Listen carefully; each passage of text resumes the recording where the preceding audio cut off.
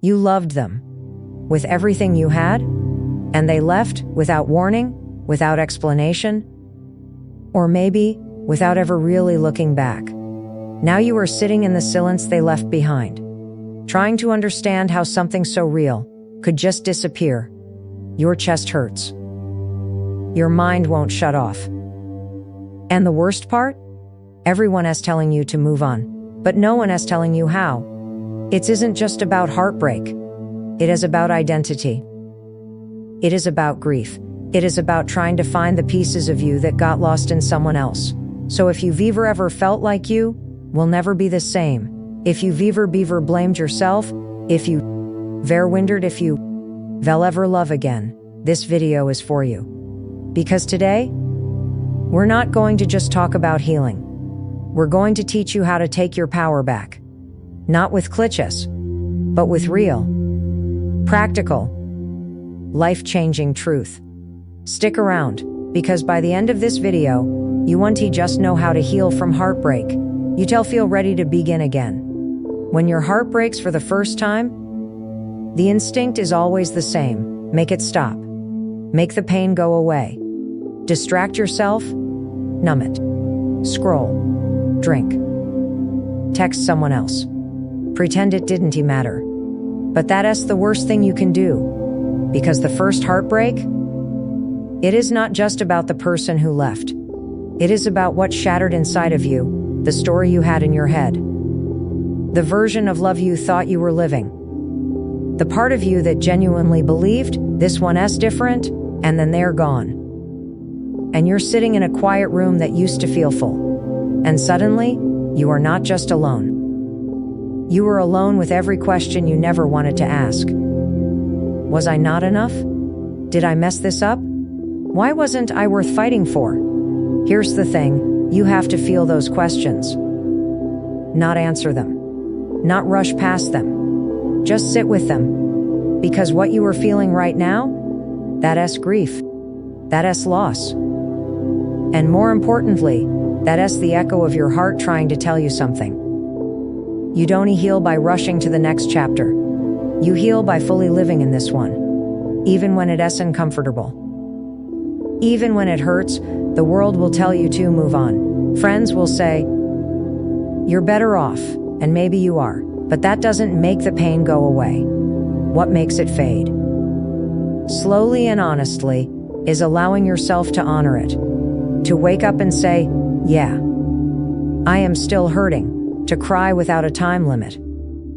To stop treating your emotions like an inconvenience and start treating them like the roadmap they are, because pain isn't your enemy, avoidance is. And the more you try to pretend you're fine, the longer the ache will stay buried, just waiting to come out later in another relationship, another conversation, another quiet night where your guard is down.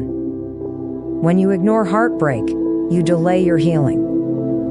But when you feel it fully, when you actually give yourself space to break down, that is when the repair begins.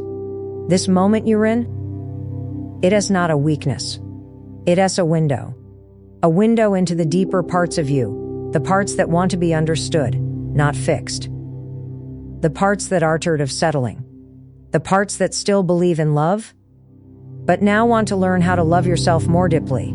You have to stop trying to be the strong one all the time. Because strength isn't denying how much it hurt. Strength is saying, it did hurt. It still does. But I am showing up anyway. That is where your power lives, not in pretending, but in processing. So let the wave hit you. Let the sobs come at midnight. Let the song that reminds you of them play on loop if it has to. Let your heart ache in all the ways it needs to. Don't run from this. Don't distract yourself out of the one thing that can actually heal you. Being honest about how much it mattered. Your first heartbreak isn't just about losing them. It is about finding the parts of you they couldn't see and choosing to see them anyway. When someone leaves you, especially someone you love deeply, there's a moment where your entire identity begins to shake. It's like you're standing in a house that suddenly disappears from underneath you. The memories, the laughter, the late night talks, the feeling of being chosen, Teak Nation all dissolve, and what is left is silence. And in that silence, a dangerous voice creeps in. The one that says, "You weren't enough." That voice is a liar, but in the moment, it feels so believable. The truth is, your worth was never tied to them choosing you. It was never dependent on how long they stayed or how much they said they loved you. That was a story you were told, maybe even from childhood, that if you're lovable, people won't leave. That if you do everything right, they'll never walk away. And when they do, it feels like you failed at something fundamental. But people don't leave because you're not worthy.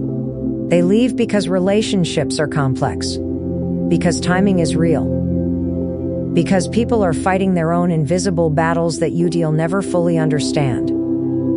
Their leaving is not a reflection of your value. TQ's a reflection of their choice. But heartbreak doesn't just hurt. TQ confuses you.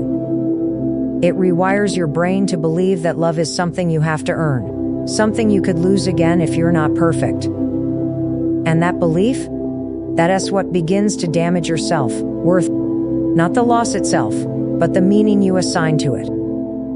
The mistake isn't the heartbreak. The mistake is thinking that because someone left, you're less than, that you'll never be loved like that again, that you're broken now, that something must be wrong with you. But you're not broken. You're not hard to love. You're not too much or too little. You are a human being who loved deeply and lost. That means your heart worked exactly the way it was supposed to. It opened. It trusted. It gave. That's not weakness. That's strength. And just because someone couldn't meet you where you were, doesn't mean no one ever will. You have to start telling yourself a different story. One where your worth is not up for negotiation. One where your value doesn't drop just because someone couldn't hold it. You existed before them. You had dreams, flaws, talents, potential. You were whole. And you still are. But heartbreak clouds that. It makes you forget who you were before the love, and it makes you terrified of who you'll be after. That fear is normal, but it is not true. Because who you'll be after this? That is someone wiser, someone more compassionate, someone who is learning to love themselves without needing anyone else to validate it. There is a freedom that comes when you realize you don't have to carry the blame. That you can let go of the questions that don't have answers. That you can stop analyzing every moment, wondering what you could have done differently. Because healing isn't found in rewinding the story. It's found in rewriting the beliefs. You don't need them to come back and say, "You were enough." You need to start saying that to yourself. Loudly. Repeatedly. Until you believe it.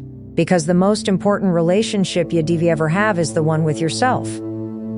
And how you treat yourself after a loss is the blueprint for how others will treat you too. If you keep showing up with guilt, shame, and unworthiness, you'll start attracting people who mirror that back. But when you decide, right here, right now, that your worth is non-negotiable, even in heartbreak, teakness, when everything starts to shift, when heartbreak hits. The first instinct many people have is to escape the feeling. To numb it. To scroll endlessly, overwork, binge watch. Pretend it doesn't hurt as much as it actually does. And let us be honest, feeling it fully feels terrifying. It's messy. It's unpredictable. One minute you're okay, and the next, a song, a smell, or a stupid memory knocks the air out of your lungs. That is not weakness. That is what grief feels like when you've loved honestly. There is no right way to grieve a breakup, no perfect timeline, and no universal healing schedule that your heart is obligated to follow. You are allowed to cry more than you think is normal. You are allowed to feel angry, confused, lost. You're even allowed to miss them and still know you're better off without them. Human emotion is not linear. You don't need to categorize it or explain it. You just need to allow it. The problem is, most people think they need to rush through the pain, to speed up the discomfort, They think if they just distract themselves long enough, eventually it will fade. But pain that is avoided doesn't disappear. Twitch buries itself deep here. And when you bury feelings, they don't die. They grow. They show up in your next relationship as fear of intimacy. They show up as jealousy, as numbness, as anxiety that you can't name. So the only way through heartbreak is through it. You have to sit with it. Sit in the stillness when it is uncomfortable. Let the tears fall without trying to justify them. Let the memories play without trying to erase them. Because every wave of grief is actually a wave of healing trying to work its way through you. Each one brings a truth to the surface. What you needed, what you gave, what you didn't say. What you lost in them that you now need to find in yourself. This is not about wallowing. This is about honoring. Honoring the part of you that was brave enough to love. Honoring the fact that your emotions are intelligent messengers trying to tell you something. That sadness is not failure. That heartbreak is not shameful. That you can feel everything and still be healing. That letting it hurt is not the opposite of moving on. It's the process of it. The healing begins when you stop judging your pain and start listening to it. When you stop saying things like, I should be over this by now, why am I still crying? And instead ask, what is this feeling trying to show me? Because your pain is not there to punish you. It is there to free you. Free you from illusions, from codependency, from needing someone else's love to validate your own worth. Feeling the pain doesn't make you weak. It proves you cared. It proves that your heart was open, that you showed up fully, that you were willing to risk something real. And yes, that hurts when it ends. But you wouldn't be feeling this much if the experience didn't matter. If it didn't change you. If it didn't awaken something in you. And the pain, as brutal as it feels right now, is part of the transformation. You are not just healing from the loss of them, you're healing from the loss of the future you imagined. The version of you that existed in that relationship, the rituals, the routines, the comfort of the familiar. That's why it hits so deep. Because it's not just them you're missing. It is the part of you that was safe when they were around. The part of you that believed love would last forever. And now you're standing in the ruins, wondering how to rebuild, but rebuild you will. That process starts here. Just the decision to feel. To let the emotions move through you like a wave, and trust that when it passes, it will leave you cleaner, clearer, and closer to yourself than before. There is no shame in mourning. There is power in it. Because that emotional honesty is what will eventually become your freedom. One of the sneakiest traps after heartbreak is the constant loop of, what if I had said this instead? What if I hadn't have made that mistake? What if I gave them more space or less? What if they come back? That loop becomes a prison. And the bars aren't made of memories, X-rays made of your own thoughts. Thoughts that keep dragging you backward into a version of your life that no longer exists. When a relationship ends, especially one that meant something to you, it is tempting to go back and try to rewrite the story in your head. You replay every conversation, every argument, every sweet moment. You search for clues, for hidden signs, for ways you might. Vaste saved it. And it is not because you're weak, 'twas because your brain is wired for resolution. You want closure. You want a reason. You want a buttoned, a pending that makes sense. But heartbreak rarely gives you that. Sometimes you're left with silence instead of explanation, distance instead of clarity, so you try to create meaning on your own. You write their side of the story for them. You assign yourself all the blame. Or you romanticize them into something they never truly were. You wear their absence like a wound you keep touching, hoping the pain will justify the depth of what you felt. But here is the truth you need to hear. You cannot move forward while you rewriting a version of the past that still keeps you stuck in the same emotional loop. Your future doesn't live in the past. And your healing doesn't either. Rebuilding your future doesn't mean pretending the relationship didn't happen. It means taking what it taught you and using it to create something new. It means acknowledging your role without becoming the villain in your own story.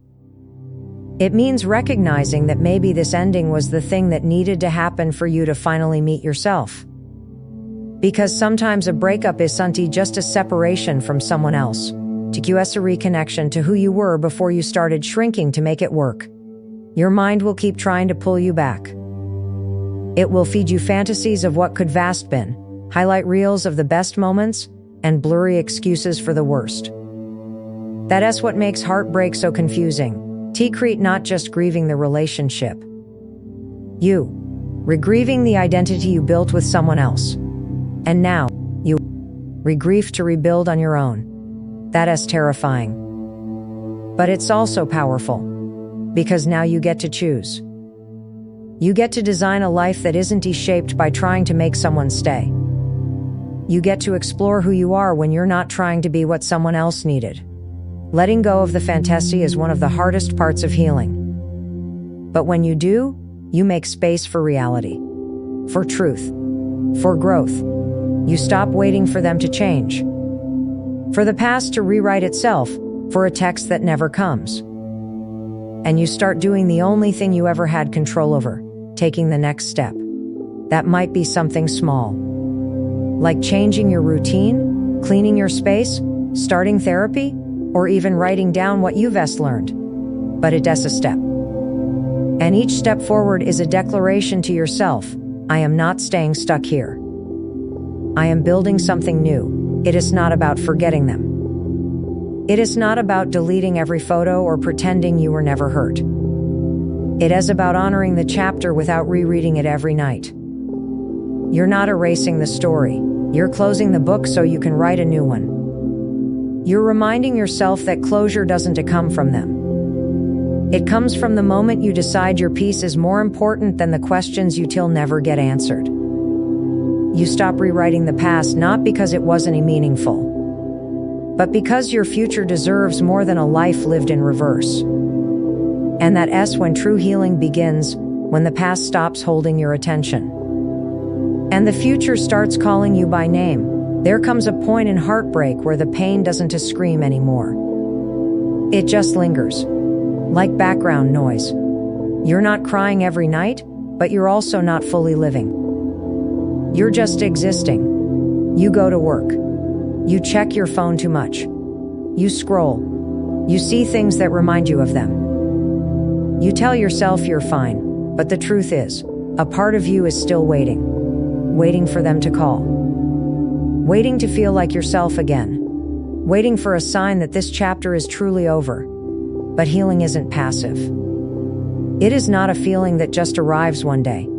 It is a choice. And it is one you make again and again. Every single day. Choosing yourself after heartbreak doesn't look glamorous. It is not spa days or trips to find yourself. It is making your bed when you don't feel like getting up.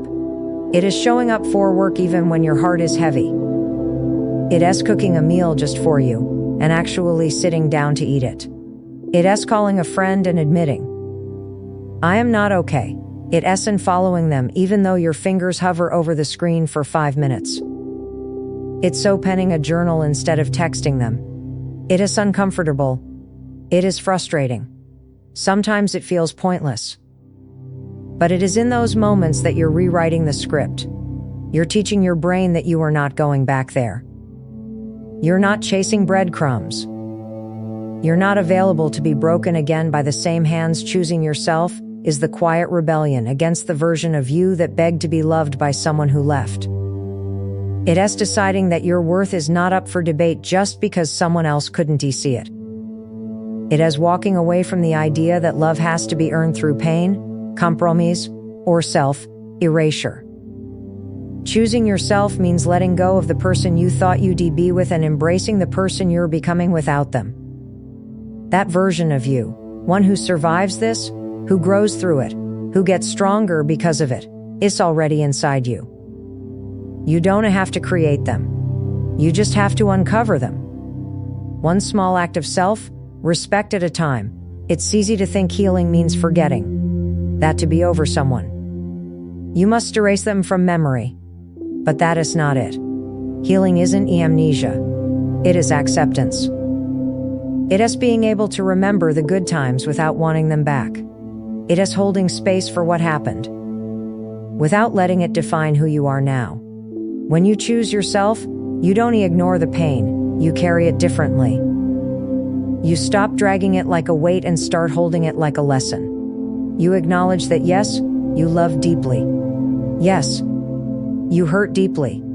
And yes, you're still standing. That is the kind of strength no one can take from you. Some days, choosing yourself will feel empowering. Other days, it'll feel like dragging yourself across the finish line of a race you never wanted to run.